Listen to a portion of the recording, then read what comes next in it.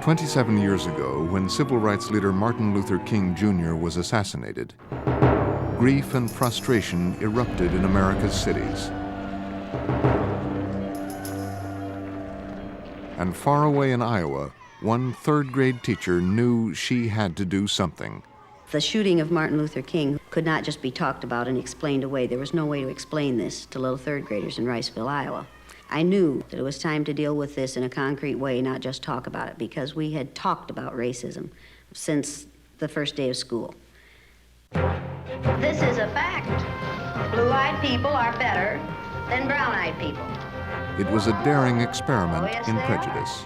I watched wonderful, thoughtful children turn into nasty, vicious, discriminating little third graders.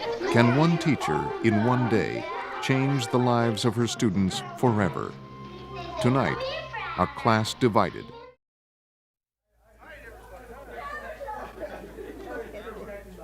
August 1984.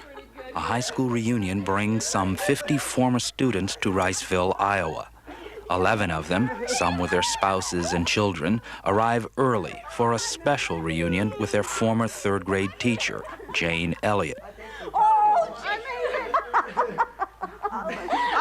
And this is my husband. To you. This is my husband, Tom. Tom, Brian. I don't have one. How are you? Oh, he's fine. I'm just Roy Wilson. I made it. You darling. Oh, Been a Roy. long time.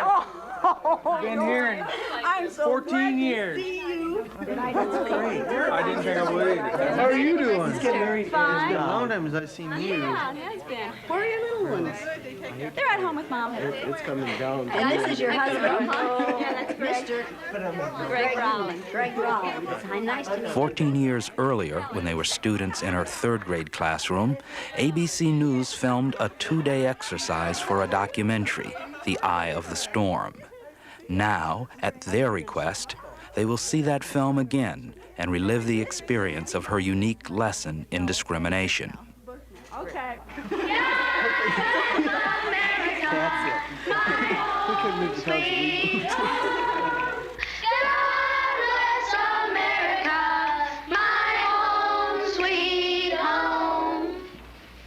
This is a special week. Does anybody know what it is? National Brotherhood. National Brotherhood Week. What's brotherhood?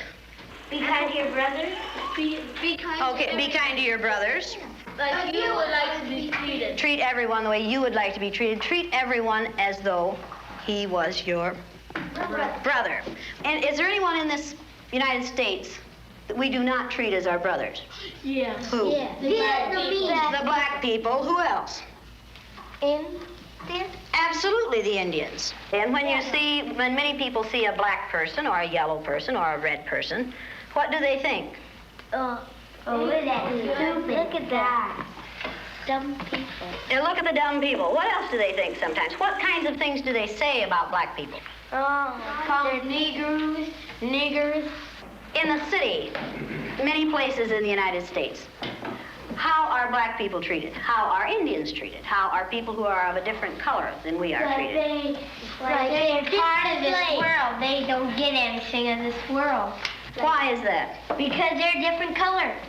You think you know how that would feel to be judged by the color of your skin? Yeah. Do you think you do?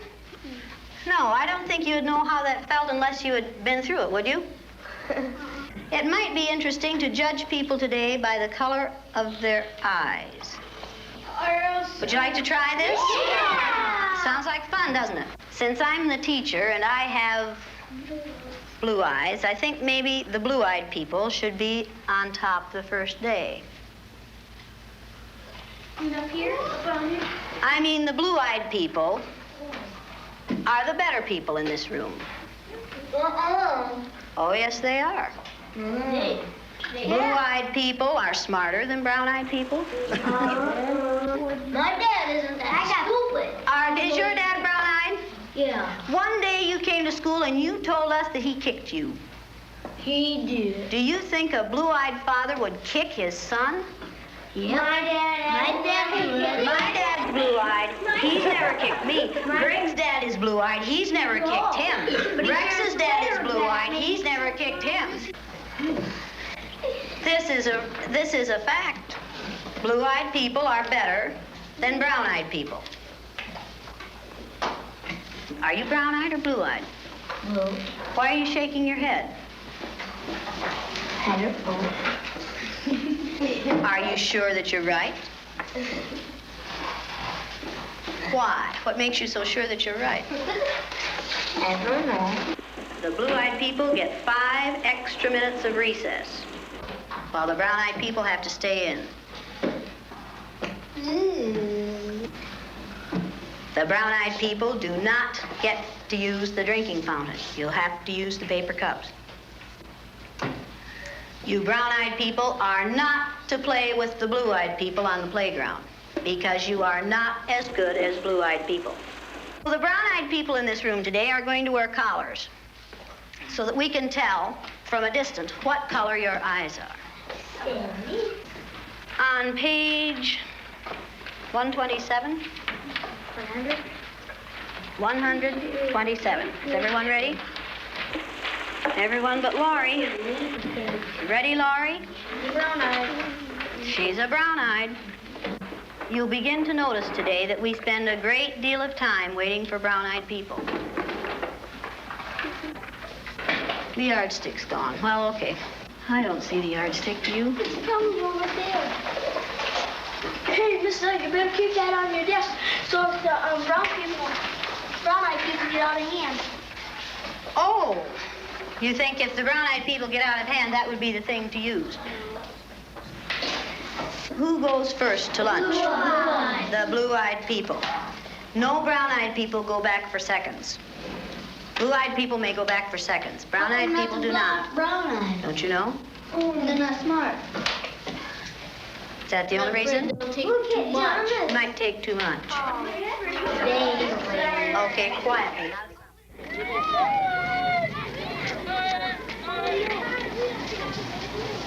And it seemed like when we were down on the bottom, everything bad was happening to us.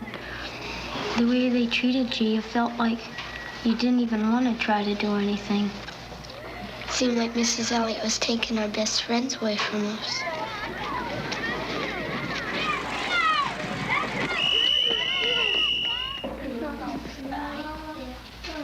What happened at recess? Were 2 of you boys fighting? Yeah. Russell and John were. What happened, John? Russell called me names and I hit him in the gut. What did he call you? Brown eyes. Did you call him brown eyes? They always call us that. Craig and all of the boys call us that. They keep calling us brown eyes. They say, come here, brown eyes. And they were calling us blue eyes. I wasn't. Sandy and Donna were. Yeah. What's wrong with being called brown eyes? It means that we're stupider. Well, not that. Yeah. But... Oh, that's just the same way as other people calling black people niggers. Yeah. Is that the reason you hit him, John? Did it help? Did it stop him? Did it make you feel better inside? Stop Russell. Make you feel better inside? Did it make you feel better to call him brown eyes? Why do you suppose you call him brown eyes? Right, because he has brown eyes. Is that the only reason? He didn't call him brown eyes yesterday, and he had brown eyes yesterday. Didn't he? Because we just started it. Ever since you put those blue things on there. Yeah, tease them. Kind of tease them. Oh, is this teasing? No. Well, he did it. Were you doing it for fun, to be funny, or were you doing it to be mean?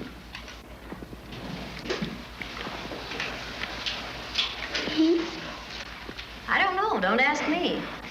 Did anyone laugh at you when you did it? I watched what had been marvelous, cooperative, wonderful, thoughtful children turn into nasty, vicious, discriminating little 3rd graders in a space of 15 minutes. Yesterday, I told you that brown-eyed people aren't as good as blue-eyed people. That wasn't true. I lied to you yesterday. The truth is that brown-eyed people are better than blue-eyed people. Russell, where are your glasses? I forgot them. You forgot them. And what color are your eyes? Blue. Susan Ginder has brown eyes. She didn't forget her glasses. Yeah. Russell Ring has blue eyes, and what about his glasses? He forgot them. He forgot them. Yesterday we were visiting, and Greg said, "Boy, I like to hit my little sister as hard as I can. That's fun." What does that tell you about blue-eyed people? They're naughty. In fact, they fight a lot. The brown-eyed people may take off their collars, and each of you may put your collar on a blue-eyed person. The brown-eyed people get 5 extra minutes of recess. You blue-eyed people are not allowed to be on the playground equipment at any time. You blue-eyed people are not to play with the brown-eyed people. Brown-eyed people are better than blue-eyed people. They're smarter than blue-eyed people. And if you don't believe it, look at Brian. Do blue-eyed people know how to sit in a chair? Very sad. Very, very sad. Who can tell me what contraction should be in the first sentence? Go to the board and write it, John. Come on, let's do it again. Loosen up. Up, up, up. Come on. That's better. Now, do you know how to make a W? Okay, write the contraction for we are. Now, that's beautiful writing. Is that better? Yes. Brown-eyed people learn fast, don't they? Yeah. Boy, do brown-eyed people learn fast. Very good.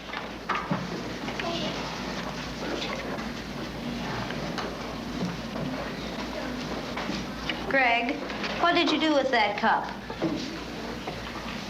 Will you please go and get that cup and put your name on it and keep it at your desk? Blue-eyed people are wasteful.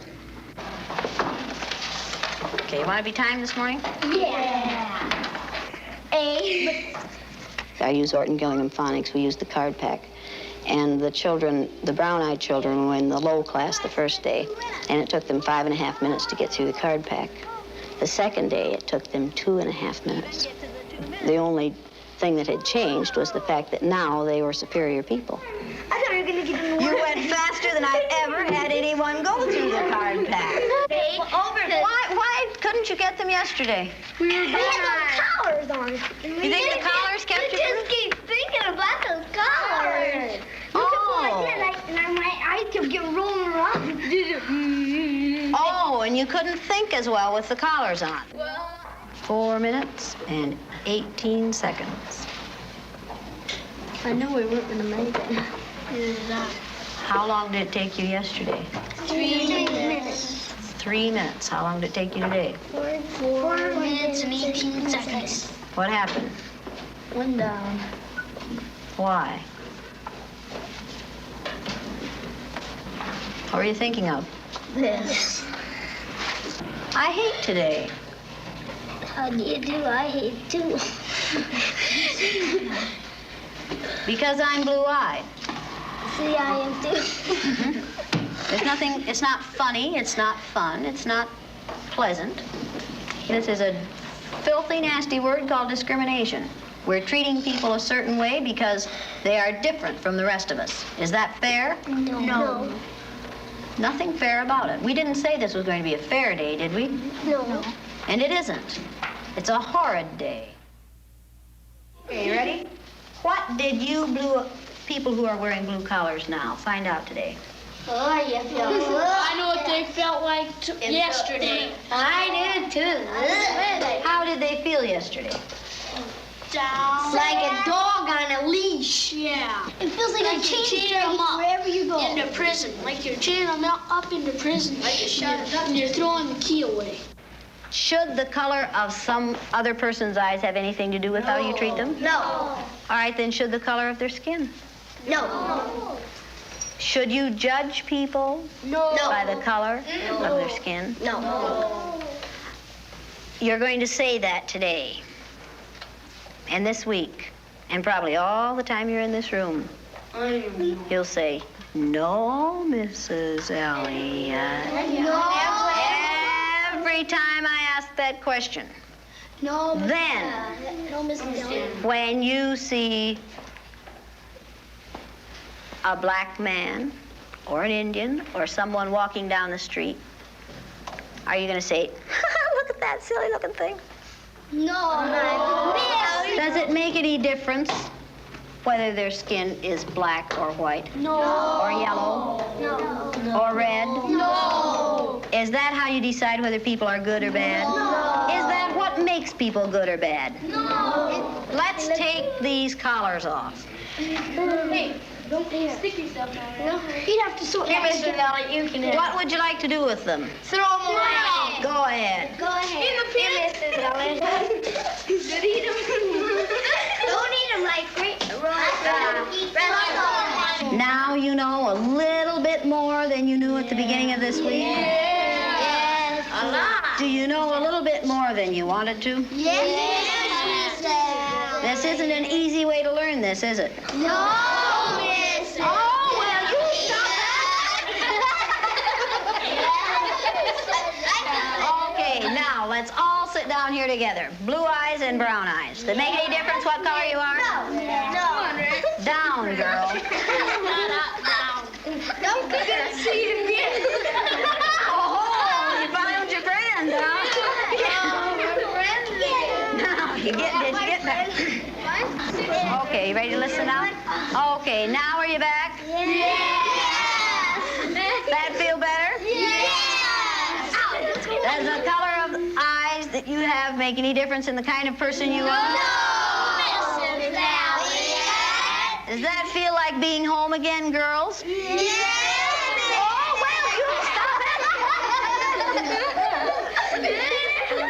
This was the third time Jane Elliott had taught her lesson in discrimination.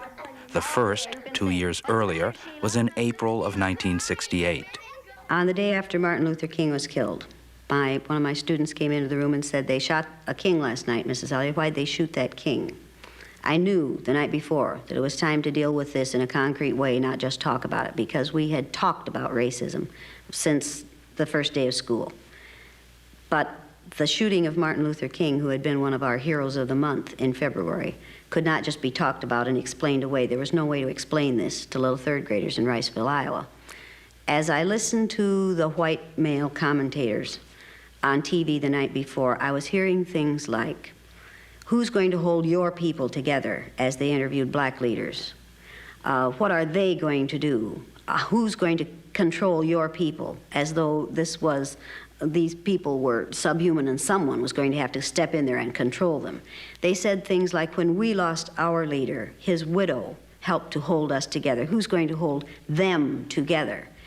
And the attitude was so arrogant and so condescending and so ungodly that I thought, if white male adults react this way, what are my third graders going to do? How are they going to react to this thing? I was ironing the teepee. We studied an Indian unit. We made a teepee every year. The first year, the students would make the teepee out of pieces of sheet. We'd sew it together. And the next year, we'd decorate it with Indian symbols. I was ironing the previous year's teepee, getting it ready to be decorated the next day. And I thought of what we had done with the Indians. We haven't made much progress in these 200, 300 years. And I thought, this is the time now to teach them really what the Sioux Indian prayer that says, "O Great Spirit, keep me from ever judging a man until I have walked in his moccasins," really means. And for the next day, I knew that my children were going to walk in someone else's moccasins for a day. Like it or lump it, they were going to have to walk in someone else's moccasins.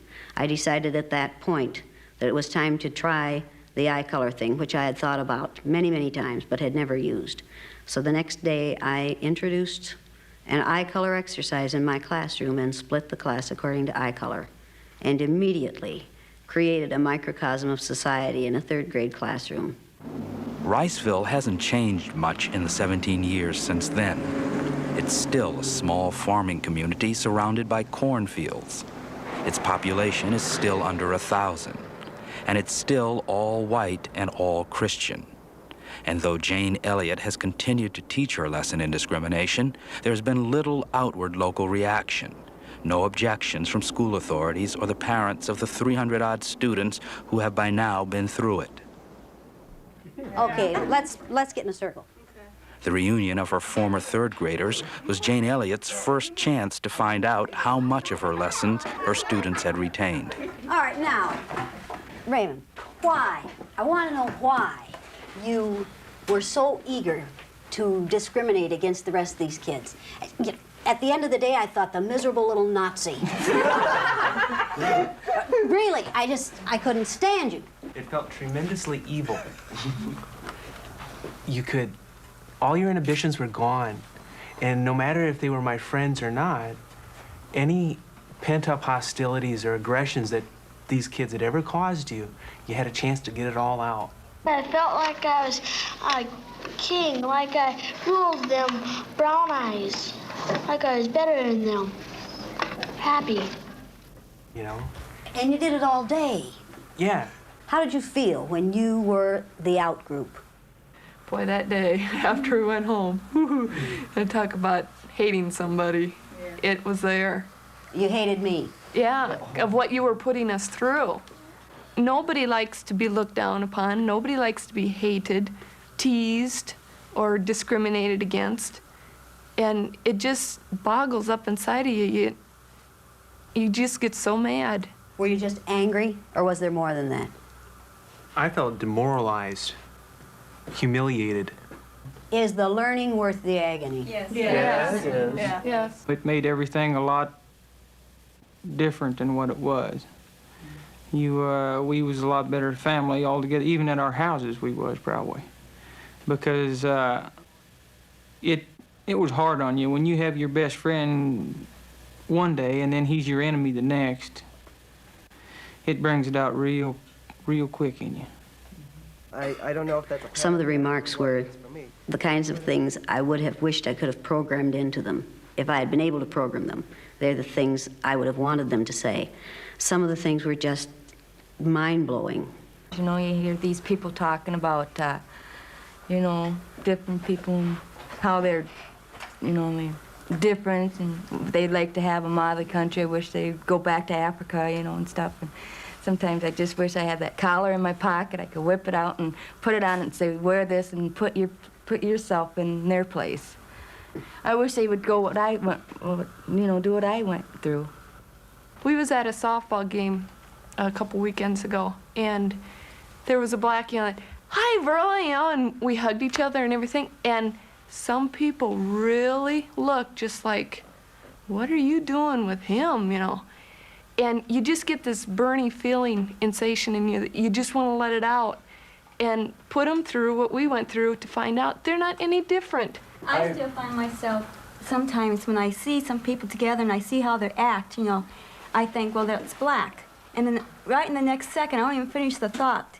I'm saying, well, I've seen whites do it, I've seen other people do it. It's not just the blacks, it's everyone acts differently. It's just a different color is what hits you first. And then later, as I said, I don't even finish that thought before I remember back when I was like that. And then I remember not, you know, everyone acts the same way. It's just your way of thinking is the difference. Like when my grandparents or somebody and they start talking about old times and they say the Japs and all this and that, and they start, you know, holding that against them, I think, how'd you like to have been them? Japanese Americans get thrown into this camp just because they happen to be part Japanese. You know, I just calm down and think about it. But when they get older, they're set in their ways and they're not going to change. When you get older? I'll be set in my ways, but they're different than their ways. When people I was get absolutely enthralled. Sandy Dolman's statements that when my son comes home with the word nigger and the other things that he hears downtown, I say to him, listen, that isn't the way we judge people. You don't judge people by how they look. You judge them by what's on their inside, not their outside. I'm glad that she's teaching him not to hate, because even though he does hear this from the other people, if he goes home and he thinks, well, Mom and Dad like the black people, I'm going to like them too, so I don't think he's going to pick nothing bad up out of it. You chose your husband well. He chose me. You chose her well. Little kids will take and, you know, they'll listen to a lot of other people too, and so they're going to end up kind of confused over it. But you know, if right she keeps from wrong. on telling him, is he Okay, going then to he's be the gonna- kind of person you kids are, or is he going to be the kind who judge people by the Well, he'll know somewhat right from wrong. He'll know You that know he that he like won't. us, but he'll have the ideas. He won't be judging them by their color, but he won't know what we know fully, having been through it. He won't learn the collar from the prejudice from us. He won't learn prejudice first-handed. Yeah. He'll He just- won't learn to be prejudiced from us. I mean, they won't learn to discriminate between people from us. He might hear it from others, but never from us. Okay, what's it like to be married to somebody like that?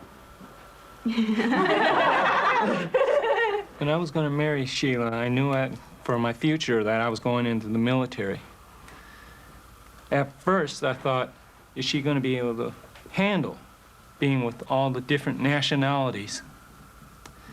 And then I read the book, A Class Divided. The Class Divided, before we got married and before I joined the Army. And I said, hey, she's not going to have any problems. Should every child have the exercise, or should every teacher? Everybody, not just. I think every school ought to implement something like this program in their early stages of education. If Jane Elliott's lesson in discrimination changed the way these young people feel about discrimination and racism, it also had a totally unexpected result. The second year I did this exercise, I gave little spelling tests, math tests, reading tests 2 weeks before the exercise, each day of the exercise and 2 weeks later. And almost without exception, the students' scores go up on the day they're on the top, down on the day they're on the bottom, and then maintain a higher level for the rest of the year after they've been through the exercise. We sent some of those tests to Stanford University, to the psychology department, and they did a sort of an informal review of them, and they said that what's happening here is kids' academic ability is being changed in a 24-hour period, and that isn't possible, but it's happening. Something very strange is happening to these children because suddenly they're finding out how really great they are, and they are responding to what they know now they are able to do. And it has happened consistently with third graders. The film made of Jane Elliott's third graders in 1970 has been widely used with students and teachers, and by government, business, and labor organizations concerned about human relations. Perhaps the most unusual use of it is here at Greenhaven Correctional Facility, a maximum security prison in Stormville, New York.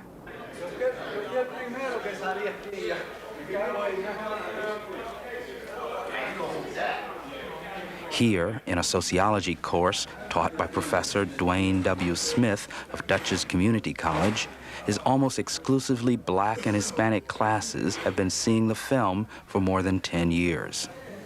What I'd like to do is introduce the subject of prejudice and discrimination through this film, called The Eye of the Storm. Blue-eyed people are smarter than brown-eyed people. They are cleaner than brown-eyed people. They are more civilized than brown-eyed people. Sandra and her brown-eyed friends didn't like that day, but Raymond did. I felt like I was like king, like a... Do you think the children, by this process, really learned the meaning of discrimination? Most of the children, before the film started, they had played and lived together in harmony. And a certain action of coming from the teacher and seeing the teacher as an authoritarian figure and someone to respect, they accepted the views that was being given to them. But I think at the end of the lesson, they could clearly see that prejudices and other forms of discrimination are things that people build within their minds, that they're not actual physical barriers that say, yo, you can't cross the street. The one kid I could really agree with was at recess. He was a brown-eyed kid. He had this inner turmoil against this feeling of being divided or prejudiced against, where he would hit another kid that he's known for so many years in the gut. Whether he also stated that it didn't help any. So that automatically should be a lesson to every adult in the world. Violence doesn't help any. And, you know, this is a film that I hope that my children get to see. Unlike New York, Iowa is 98% white Anglo-Saxon. Yet even here, minority groups account for more than 20% of the prison population. To make sure its prison system employees are sensitive to the concerns of this large minority, the Iowa Department of Corrections last fall hired Jane Elliott to give her lesson to some of them. The group, which included prison guards and parole officers, was told only that it would be attending a day-long workshop. David Stokesbury. Most of our training you go to, people give you information and you learn that way. Blue eye? When I first came with the sign up and such and got put in the group, I didn't know when I started seeing the signs around, you know, brown eyes only and such. I figured they were the better group because they had a lot of spaces available and there were none for the blue eyes. So when I got put in the blue eyes group and put the collar on, then I knew, well, then I was going to be in the deprived group, I guess. Okay, now you can stay in this area. The workshop was supposed to begin at 9. They took the brown eyes in about 9 and then left us standing in the hall. I literally stood because there weren't enough chairs, and I didn't know whether or not I'd wanted to fight to take a chair down. I didn't know if somebody'd come and take the chair away from me if I did. While David Stokesbury and the other blue-eyed people waited inside the meeting room, Jane Elliott prepared the brown-eyed people for what was going to happen. Now, this is not something I can do alone. This exercise won't work without your cooperation. Blue-eyed people aren't allowed to smoke. Blue-eyed people aren't allowed to sit in these empty chairs. Do not let a blue-eyed person sit next to you. You know you can't trust them. And besides which, they don't smell good. Everybody knows that about blue-eyed people. You don't know what you can catch from a blue-eyed person. By 9:20, I felt some antagonism. You know, I'm stuck out here for 20 minutes, standing, waiting. I still say we ought to see what kind of a reaction we'd get by everyone just simply going in. No one wants to do it? Everybody seems to have courage in their conviction to do a lot of talking, but nobody takes any action. Oppose them by all singing a song or doing something really loud, you know. We shall overcome. Yeah, right. I need to have you keep it down. I don't know how many times I need to give that instruction, but you need to keep it down so you don't bother the people in the workshop. I was pretty well ticked off by the time we got taken in there. Purses and overcoats in the corner here, Phil. I need to have you put your purse and your coat in the corner. Purse and coat in the corner. Purses and overcoats in the corner. It would be to your advantage in the future, people, if you'd get to meetings on time, and it would also be to your advantage if you'd put your gum away. Put your gum away. You want to get paid for today? Well, then stay, but put your gum away. I don't have a purse, so I don't have a place to put my gum. I'm sure that you are inventive enough to find a place for the gum. Now, I'd like for you to notice where she put her gum.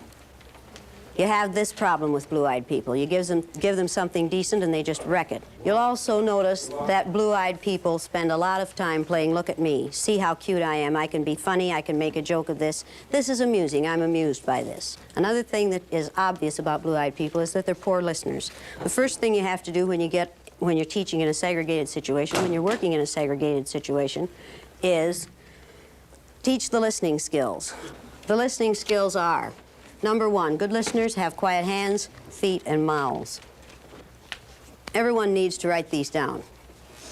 I'd like for you to look at the man in the back, in the black jacket. The game we're playing is playing it cool. This is a favorite blue-eyed game, playing it cool. Nobody can bother me, man. I can handle this. I don't have to do this. I'm going to ignore this whole thing. Number 2, good listeners keep their eyes on the person who is speaking. I take it you don't have a pencil. Nor you? No. Perhaps you could borrow one from one of your neighbors. Sir, I realize that you feel that you don't need to write it down, but whether or not you write it down, perhaps you could remember it. Good listeners have quiet hands, feet, and mouths. Do you know what that means? I'm not sure. I believe that. Do you want me to explain it to you? That's okay. I'll get a pencil and write this down directly.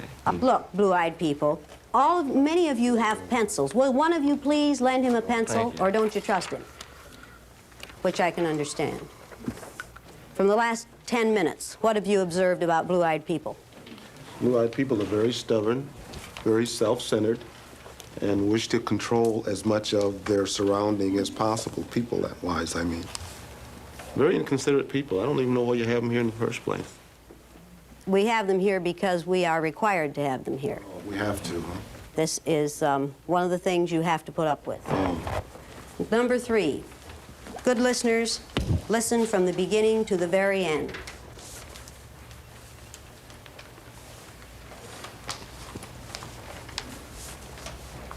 Okay, good listeners decide to learn something. And this is the thing you'll have the most difficulty with blue-eyed people. They decide not to learn something. Some of you have had trouble with blue-eyed people in your home environments. Some of you have had trouble with blue-eyed people in your workplace. Does anybody have an example of that they'd like to talk about? Anyone? I have 2 nephews, one's blue-eye and one's brown-eye. And the blue-eye one, like, he never cleans his room and he's real lazy.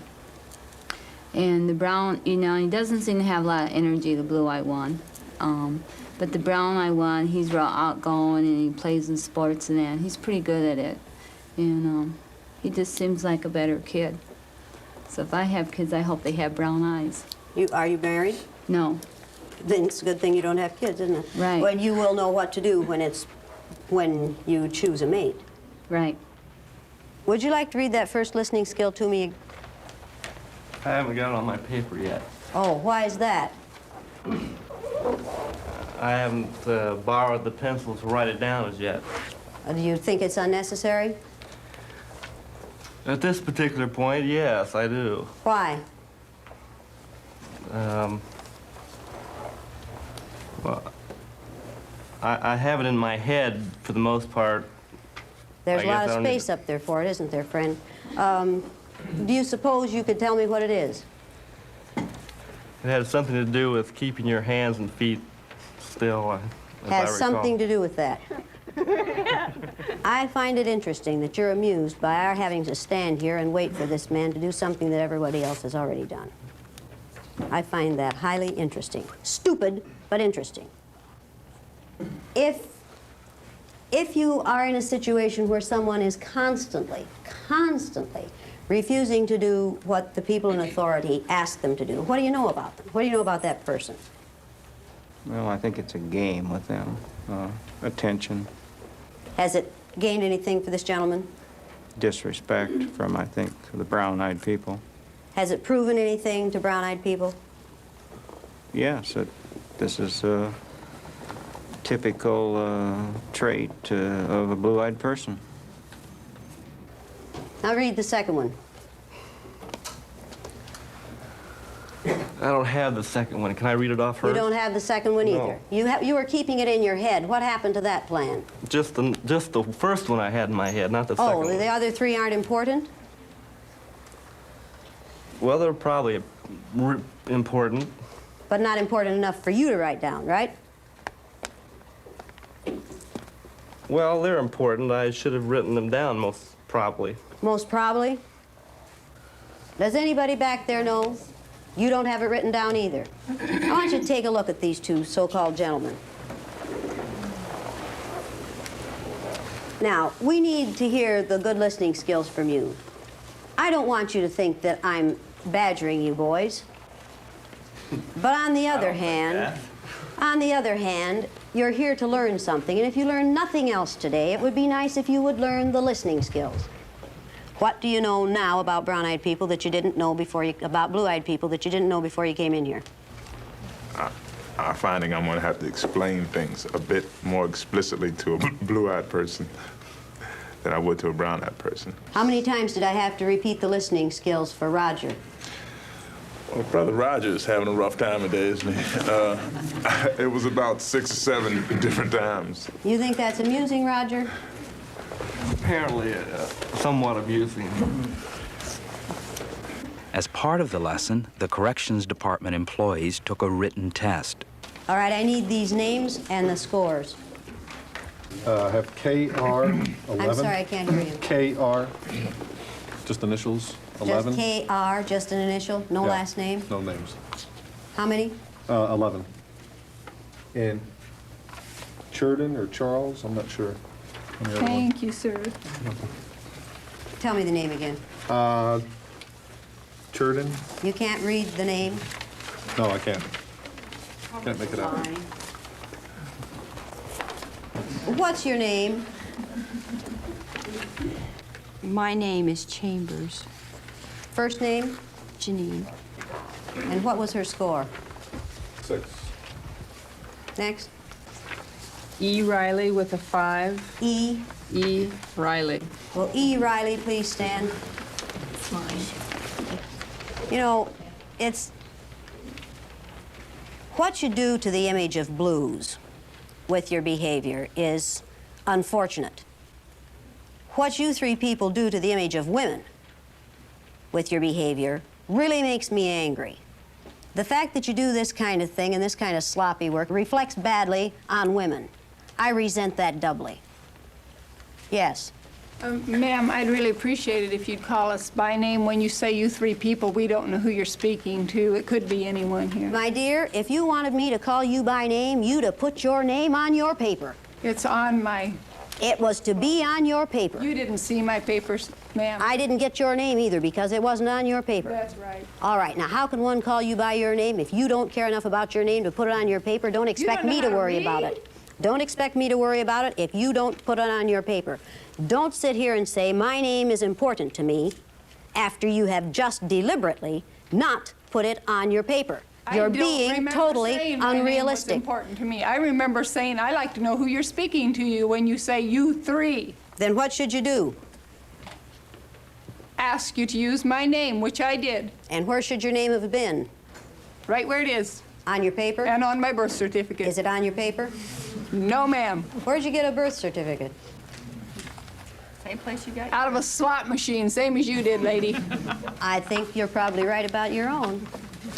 At least I know who my parents are, ma'am. Is she being rude? Yes, She being inconsiderate? very, She being uncooperative? very. She being insultive? Yes, Are all those the things that we've accused blue-eyed people of being? yes, Is she proving that we're right? yes. Does anyone have any comments to make at this point? Do you feel that there are important blue-eyed people? There are exceptions to every rule. And what are those exceptions? There are a few important blue-eyed people. Very few. You Do you said think that. that you're one of them? No. That's Then why good. are you up there then? I'm blue-eyed. The difference between you and me is I have a brown-eyed husband and brown-eyed offspring, and I've learned how to behave in a brown-eyed society. And when you can act brown enough, then you too can be where I am. I wouldn't want to be where you are. Are you certain? Absolutely positive. You like where you are. I love where I am. You like it so much that you don't even identify yourself on your papers. I don't need to, lady. Her using the term lady, where I'm concerned, what do you think she's trying to do? Is it ignorance or is it deliberately insulting? I would say it was deliberately insulting. If it's ignorance, she needs to be taught that to many of us, the word lady is a pejorative. I don't appreciate it. It is, it's a put down, and it's used to keep women in their place. Correct name. I'm sorry. I will call you by a correct name after this. I won't be kind. That was kindness on your part? Yes. Then you are calling true. someone a lady is a kindness. Then your problem is You ignorance. can call me lady anytime you like. I wouldn't do that to you. No, I know you wouldn't. I really wouldn't. I think that, and that's part of the problem, is a total lack of awareness at what sexism amounts to and how much you contribute to the sexism that keeps you where you are. It's not I enough. like where I am, lady. I did it again, didn't I? Yes. I'm getting kind of fed up with this whole bunch of garbage. Why? Brown-eyed peoples are no different than we are. I hate to tell them that. They have these false delusions and such. Are they being disruptive? No, you trained them very well. I think that's what they did with the stormtroopers in Germany also. You guys do a real good job sitting You up think that what's there. happening here today feels like it would have felt in Nazi Germany? Yes, Where do you think you are in that then? Where do I think I am? Who are you if you're in Nazi Germany? Who are you? The Jews.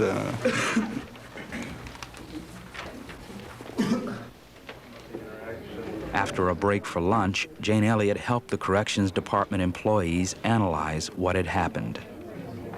Did you learn anything this morning? I think I learned from the experience of feeling like I was in a glass cage and I was powerless. There was a sense of hopelessness.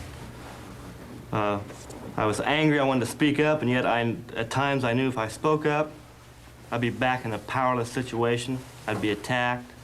A sense of hopelessness. Had you Depression. Had you experienced that before? I realized this morning that there were very few times in my life that I've ever been discriminated against. Very few. And you were this uncomfortable in an hour and a half? I was amazed at how uncomfortable I was in the first 15 minutes. Can you empathize at all then with blacks, minority group members in this country? I'm hoping better than before. If we tried to argue with you, you would use just the mere argument as reason for us being lesser than the brown-eyed folks. You know, you couldn't win. Yeah, don't we do that every day? I think some do, yeah. But I would hope that I never get so unreasonable. You know, the statements you were making were groundless and such, and yet we couldn't argue with them, because if we argued, then we were argumentative and you know, not listening and getting out of our place and all that stuff. And that was frustrating to me. And then frustrating to me was the other little green tags who were sitting on their hands. My group here was, I didn't think, boisterous enough in our opposition to the whole thing. Why didn't you people support one another? Why didn't the blue-eyed people on this side just sat there? And let's face it, you covered your asses, right? Why did you just sit there? Well, I think that's symptomatic of the problem as a whole. We see that, you know, in society in general. We see a few people who are making a lot of noise, and the rest of the people sitting back waiting to see what they're going to do. Okay, as long as I was picking on him, I was leaving you alone, right? Right. I'd say a lot of people accept that. They have a few people do their fighting for them, and they stand back, and if this person's going to win, then they'll get on this side. If that person's not going to win, they'll stay back over here, you know. That's just how it works. If you were in a real situation where you had to do something about racism, would you stand up and be counted? What I would do, I don't know. It would depend on the But you exigencies. would do something. I would have to do something. I couldn't go home tonight and face my kids if I didn't. How did you brown-eyed people feel while this was going on? Embarrassed. Sense of relief that I wasn't a blue-eyed person. Sense of relief that you had the right color eyes. Absolutely. I really understood, at least I felt that I understood, what it was like to be in the minority. Why were you angry? First of all, because it was unreasonable. Secondly, because I felt discriminated against. Thirdly, I think that all of us, everyone in this room, has dealt with discrimination on both sides. You don't have to be black or Jewish or Mexican or anything else to have felt discrimination in your life. And as you become an adult, you learn to deal with those feelings within yourself. You learn to handle those, and when you feel yourself in a situation that you can't get out of, which we couldn't, we were a captive audience. And it was not a normal situation, because normally you aren't badgered. What if you had to spend the rest of your life this way? I don't know how to answer that. You don't wake up every morning knowing that you're different. You wake up as a white woman who is going to her job at 8 o'clock or whatever, where a black person is going to wake up knowing from the minute they get up out of the bed and look in the mirror, they're black. And they have to deal with the problems they've had to deal with ever since they were young, and realize that I am different and I have to deal with life differently. Things are different for me. And I don't think you can really say that you have felt, maybe you have felt some sort of discrimination, but you haven't felt what it is like for a black woman to go through the daily experiences of arguing and saying, listen to me, my point of view is good, you know, what I have to offer here is good. And no one wants to listen because white is right. That's the way things are. I think the necessity for this exercise is a crime. No, I don't want to see it used more widely. I want to see the necessity for it wiped out. And I think if educators were determined that we could be very instrumental in wiping out the necessity for this exercise. But I want to see something used. I'd like to see this exercise used with all teachers, all administrators, but certainly not with all students unless it's done by people who are doing it for the right reasons and in the right way. I think you could damage a child with this exercise very, very easily. And I would never suggest that everybody should use it. I think you could have training classes for teachers, bring them in, put them through the thing, explain what happened, do the debriefing, and then practice doing this until a group of teachers were able to do it on their own. And teachers are not disabled learners. They could learn to do this, obviously. If I can do it, most anyone can do it. It doesn't take a super teacher to do this exercise. What began in a third-grade classroom has spread from students to teachers to corrections officers.